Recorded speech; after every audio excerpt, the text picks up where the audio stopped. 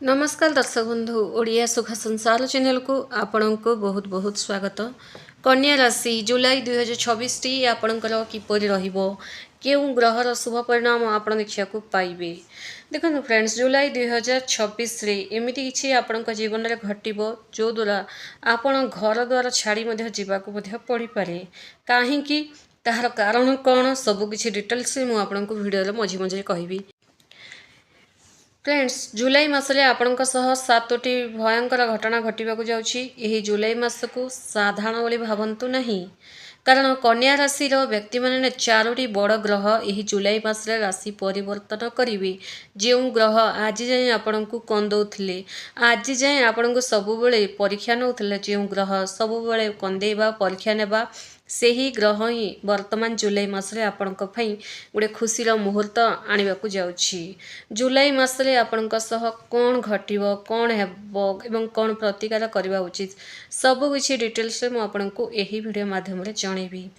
कन्या राशि जो भी आम ओडिया सुख संसार चैनल को नुआ कर आछंती चैनल को सब्सक्राइब करंतु। वीडियो जदि आपको पसंद आसता गोटे लाइक निश्चय कर दिंतु।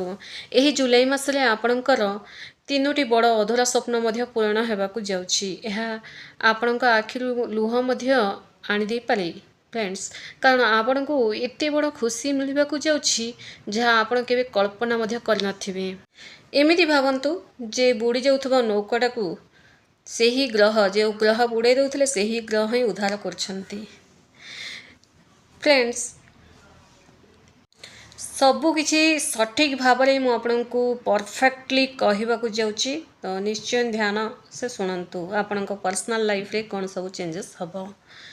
यही वर्ष जमी आरंभ हो प्राय 6 मास आगु अर्थात जुलाई मास आगु आपणकर सप्तम घरे प्रवेश करुले किए शनिदेव, किंतु विगत 6 मास आपण को बहुत कंदाई छोट छोट जिनसपाई आपण को तरसवाक पड़ी।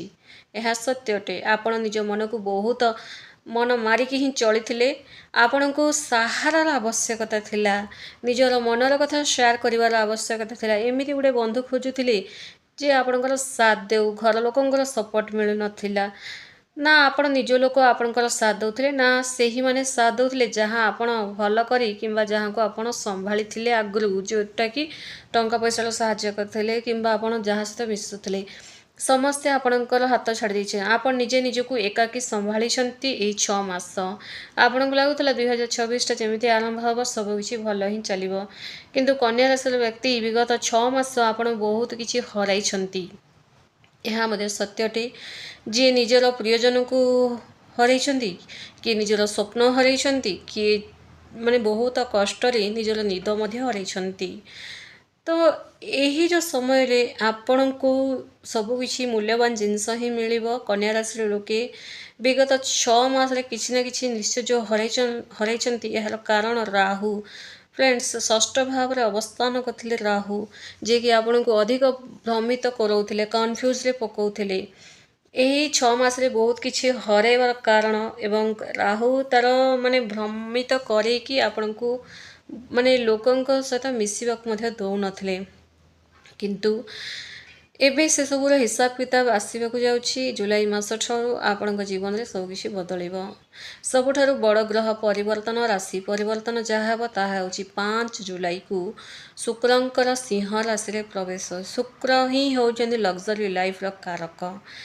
तो शुक्र जेबे सिंह राशि रे प्रवेश करिवे तो आपणकर खर्च विदेश यात्रा आपणक विदेश रे सेटलमेंट एवं आपणक यात्रार सबुकिछिर जोग बनाउछन्ति एवं खर्च उपरे मध्य से कंट्रोल कराउछन्ति। आपणकर कैरियर दृष्टि अत्यंत शुभदायक मध्य रहिबो, प्रगतिशील प्रमाणित हेबो। आपणकर राशिर स्वामी बुधदेव बकरी होई 10म भाव रे अर्थात मिथुन राशि रे प्रवेश करने फल चाकरी एवं व्यवसाय रे बड़ सफलता आपण को मिलवाकू जाउछि। फ्रेंड्स चाकरी जो मानकर नाही जुलाई मास रे चेष्टा करंतु, चाकरी आपण को मिलिबो। कार्यक्षेत्र में आपणकर मान सम्मान वृद्धि हेबो एवं अटकी रहितबा पदोन्नति किंबा दरमा जोड़ा कि दीर्घ समय जाए अटकी रही आपण को मिलू नाही। सैलरी बढ़ावा बहुत सारा प्रयास कर किंतु सैलरी बढ़ू ना, तो एमितिका समस्या आपणकर जुलाई मासरे दूर हेब जो मैंने नुआ चाकरी खोजुचती भल रही भल सुजोग मिल व्यवसायी मानू यही मासरे भल आर्थिक लाभ हेब नुआ व्यवसायिक चुक्ति हो पारे किंबा नुआ बिजनेस आपण आरंभ करिपारंती। शिक्षा विषय जानिबा देखंतु छात्र छात्रा मानक पई जुलाई मासटी मिश्रित फलदायक रहिबो। मासर प्रथम भाग में पाठपढ़ार सामान्य अन्यमनस्कता देखा किंतु बुधंकर गोचर जमिति हो पढ़ार एकाग्रता आसब पढ़ारे मन लगे प्रतियोगितामूलक परीक्षा प्रस्तुत होता छात्र छात्री मानक अधिक परिश्रम करने को पड़ो से अनुसार रिजल्ट मिल जो मैंने उच्च शिक्षा कि विदेश में पढ़ाई स्वप्न देखुले से ही अधूरा स्वप्न आपणकर पूरण होगा जाऊँगी जुलाई मसरे। स्वास्थ्य संबंधी विषय कहवा गले यही मसले आपको टे सतर्क हो पड़ो। कहीं सतर्क हो पड़ो षष्ठ भाव में राहु जी कि आपण को विगत 6 मास धरी सबु जगार भ्रमित करे आपणकर सांगसाथी माने आपण दूरे पलि जाइछंती से ही राहु डिसेम्बर मास जाए रहिबे। तेणु षष्ठ भाव में राहु एवं द्वादश भाव में केतु शुक्रंकर ज्योति जोगु अजाथ मानसिक चिंता मांसपेशी पेन हेबा जंत्रणा हेबा एसबू देखा तेणु सठिक समय खाइबा पीवा करंतु बेसी फास्टिंग रखंतु नहीं बेसी निजको फास्टिंग रखी निजर पेटरे एसिड जंत समस्या क्रिएट करंतु नहीं। बाहर खाद्य प्रति टिके नियंत्रण रखंतु नचेत पेट जंत समस्या आपणकर बाहरी पारे। नियमित योगा एक्सरसाइज करने द्वारा शारीरिक मानसिक स्तर में आप सुस्थ अनुभव करेंगे।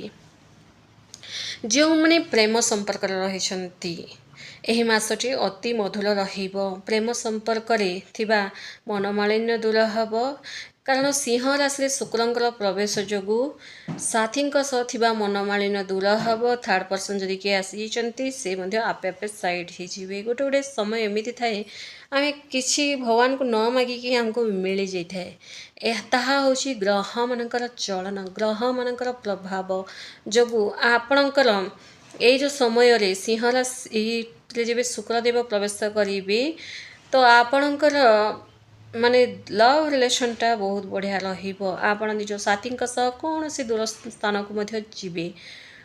परिवार कथा कहबा गले परिवार चलथिबा अशांति दूर हेबो डाउट जो क्रिएट होता स्वामी स्त्री भितर तो से ही समस्या मध्य दूर हेब। समस्तंकर सहयोग आपण को मिल जहाँ आपण मन को एकदम खुशी करदेव। तो कौन करवा उचित प्रत्येक बुधवार दिन गणेश भगवान को दुबघास अर्पण करंतु।